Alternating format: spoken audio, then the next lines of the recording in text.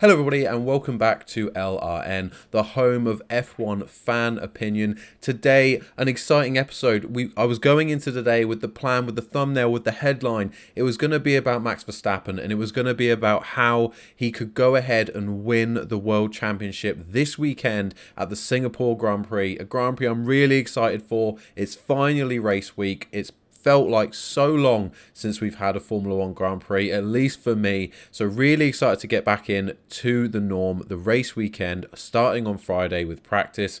Obviously, Singapore been away for a couple of years. So going into this, I thought, yes, let's talk about Verstappen. Let's talk about the fact that he can go and win the World Championship this weekend with 5 races remaining. But unfortunately, Binotto has come out and said an absolute nonsense, which I have to comment on, and that has to take the headline, and it has to be important to be, in my view, even more big news than the fact that Max Verstappen could potentially win the title this weekend. And it's the fact that Binotto has come out with a statement on the back of this question: what does Ferrari lack to get back to the top?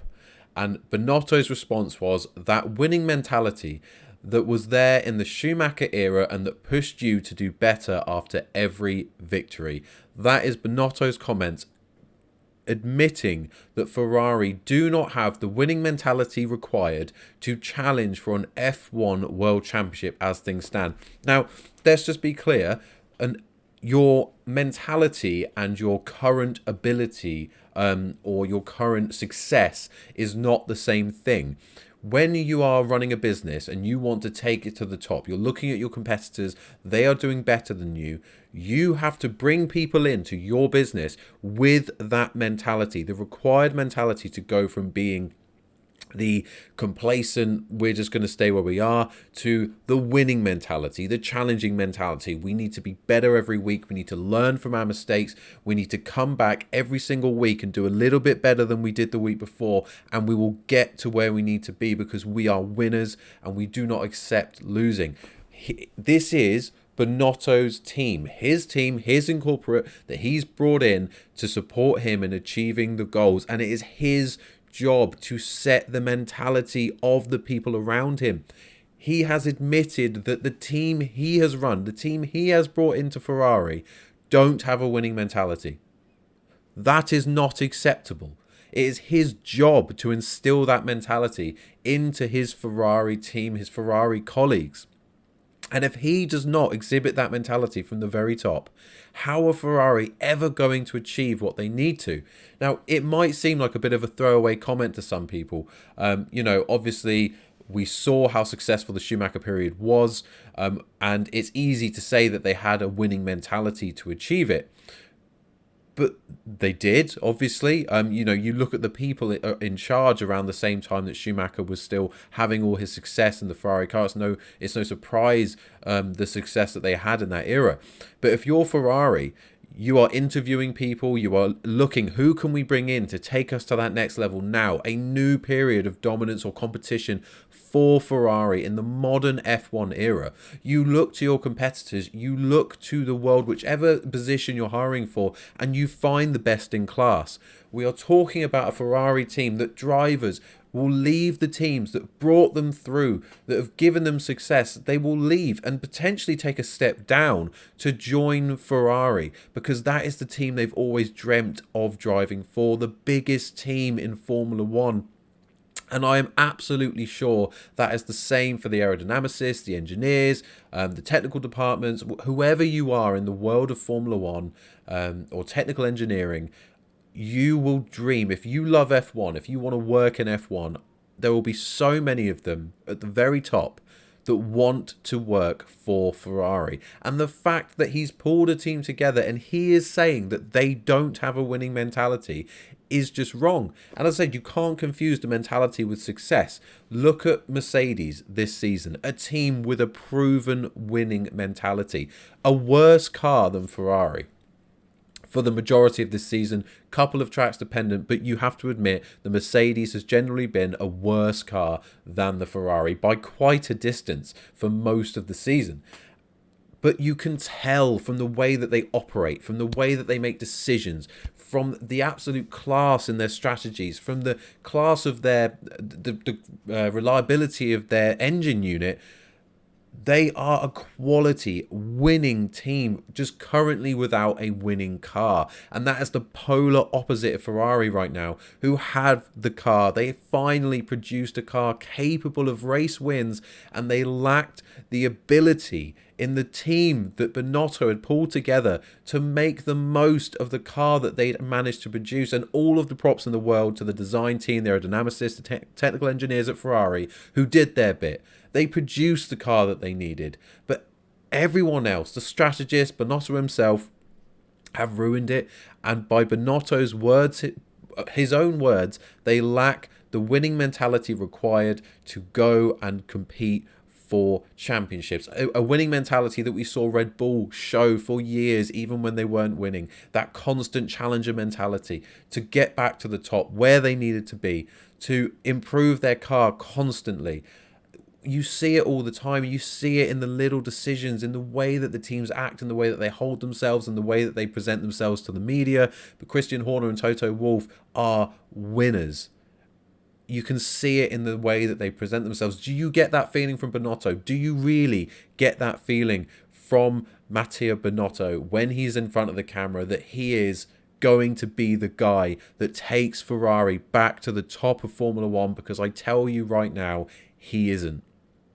He will not be the one who is there when Ferrari eventually do what we all want and finally come back to the top of F1. Now, I say I'm not hoping that Ferrari come in and start winning loads of championships. I'm not a Ferrari fan, part of the Tifosi in that sense. But I am someone who's a fan of F1. I'm a fan of the history of the team Ferrari. I want to see them challenging at the front where they belong, along with Mercedes, Red Bull, McLaren, and any other teams that can jump in. I want to see all those big names fighting each other week in, week out, and over the course of a season for championships. And I'd like one of them to go, of course, to Ferrari. I think it's good for the sport when the biggest team wins, at least occasionally. But for them to have gone so long without success, this big period of time, they're looking to Binotto to be the man, to bring them back to the top. And he comes out and says that his team do not have a winning mentality. I don't think that's defendable. Do let me know in the comments below. Let me know what you think. Let me know if you think I'm reading too much into it. But I don't feel that I do. I think it opens a window into why this team has been so unsuccessful. In such a small read between the lines of comment, we see finally why they can't achieve the success that we see a Mercedes or a Red Bull achieve. And it's because they don't have the right people. And if they do have the right people, they don't have the right leader to take them to where they need to be, to motivate them to achieve what they need to achieve. Or the right leader to notice when someone maybe isn't as good as they hoped they would be when he hired them, and maybe make a difficult change or decision for the betterment of the team. He hasn't done that. So honestly, I think this is a massive, massive admission of guilt from Binotto. I think it means that they need to make a change. And I hope that they do it sooner rather than later. I don't suspect that Binotto will be out of a job this season. Maybe not even next. But I will guarantee that they will not win a Constructors' World Championship unless they produce a car that is so fast that they simply cannot mess it up. They make every wrong decision in the world, but the pure pace of the car is enough that they simply can't be beaten, and the reliability issues they've had don't come to haunt them. Then they're not going to win with Binotto. And if they do, it'll be luck. You know, you look at Christian Horner, what he's driven Red Bull to do, obviously, and there's other people, of course, there that have been a massive part of it. Adrian Newey, an example, that what he does with those cars is absolutely phenomenal. But Red Bull as an outfit, the way they all present themselves is just constant professionalism, constant need to win. Toto Wolff, even though he's a businessman, he comes across as a winner. You know, he came in as a businessman that now every time he speaks, you can see it in his anger, you can see it in the way he presents to the media, and the way he speaks, the way that he does engage in this rivalry with Christian Horner. his passion when he's in the garage, when he fails to achieve the objectives that he has for himself and his team, the high standards that they have. You can see why they win and why they won for so long, because they never got complacent. They never let it slip. And obviously, the final season last year when Max won the Drivers' Championship, they had made a commitment to focus on this year, which obviously hasn't gone that well for them compared to what Red Bull have achieved. So maybe they made a wrong call there. So you could call that a little bit of complacency, but they had such an advantage the year before that they felt they could kind of get away with it and focus on the new era. But still, there's no questioning, I think, at this stage, with Binotto making comments like the ones he is now, something has to change, and he's basically admitted he isn't able to drive the correct mentality in the Ferrari team that will give them the results that they need on a long-term basis. And for me, he needs to go. I wasn't convinced before. I thought he could maybe turn it around. I thought maybe other people, of the people he brought in, maybe were causing issues, and he could make difficult decisions in the summer to get rid of them. But I think that's it for me. I just cannot see him achieving what he needs to at Ferrari if he's not been able, considering how long he's been in the role, to instill a good mentality into his team at this stage. He never will, unless he replaces the team with people that come in who are already proven winners, and maybe they give him the correct mentality and show him the right way of working. But for now, I think he's completely got it wrong. He's had his opportunity. Ferrari cannot continue to fail to achieve top-level standards in F1. So it's time that he was moved on for me. But let me know in the comments below what you think. Do you agree? Do you think that Binotto can be the man to take them back to glory? Or like me, do you think if that does happen, it's purely going to be on the backs of the quality of the engineers producing a car and the aerodynamicists producing a car that he simply is too good for him to fail with? Despite maybe his best efforts and that of the strategists as well. So let me know, as I say, in the comments below. We will still talk about Verstappen, though, as I say earlier. We are looking forward to the Singapore Grand Prix this week, and it is a massive weekend for Max Verstappen, who can take the Drivers' Championship with still 5 races to go this weekend, which is absolutely huge. It'll be something that Hamilton didn't achieve in the 7 times he won the World Championship. So it is a massive thing if Max Verstappen manages to achieve it. He'll go second on the list in terms of earliest wins. It'll be the way that this is calculated is how many races are left in the season. So he'll go equal with Nigel Mansell with 5 races still left to go, and he's won the championship. The record holder is Michael Schumacher, who won the Drivers' Championship with 6 races left to go back in 2002. So Verstappen would come second to that alongside Nigel Mansell. And to do it so early is such an achievement. As I say, something that Lewis hasn't even done in all his years of dominance that he's had with Mercedes. So it would be massive for Verstappen, and he's had an absolutely phenomenal season, and we can get into all to the reasons why and what's happened to Ferrari, of course, what's happened to Mercedes, the fact that Perez hasn't had a good season, and it really has left Verstappen out on his own, just fighting for race wins sometimes with himself. Basically it's his to win as long as he doesn't do anything wrong. And even when he has done something wrong, the spin in Hungary comes to mind. He corrects it, he gets on, and he still manages to win. So there's no taking it away from him. This season for Verstappen has been absolutely phenomenal, and I suspect if he doesn't win it this weekend, then he will be winning it in Japan. But let's look at then how he can win it this weekend. So he needs to beat Charles Leclerc by 22 points to win the World Championship. He also needs to beat Sergio Perez by 13 points and George Russell by 6. I think unless something crazy happens, he will beat George Russell by 6. Even if Verstappen wins, which I suspect he will, I think you'd all agree that he's the favourite going into every race, right? So let's assume Verstappen's going to win in Singapore. We're also expecting a resurgent Mercedes, but even if Russell came second, he still wouldn't have enough points to keep him in the title race, assuming Max won, and likely Max would probably get the fastest lap as well, giving him that extra point on top. So probably not going to be enough for George Russell to stay in that conversation. Not that he's in any way in the hunt for a world championship. Max has already won it from my point of view, but he will be officially out of it if he falls with 6 points less than Verstappen does this weekend. So I think that will be at least George out of the race. Perez, I don't think it's outside the realm of possibility that he'll finish 13 points behind Verstappen this weekend. We are supposed to have a resurgent Mercedes. I'd hope to see a resurgent Ferrari as well. Sainz and Leclerc will be chomping at the bit to make Verstappen wait as long as possible to get his hands on his second Drivers' Championship. So it wouldn't be outside the realm of possibility that Perez finishes way down the order.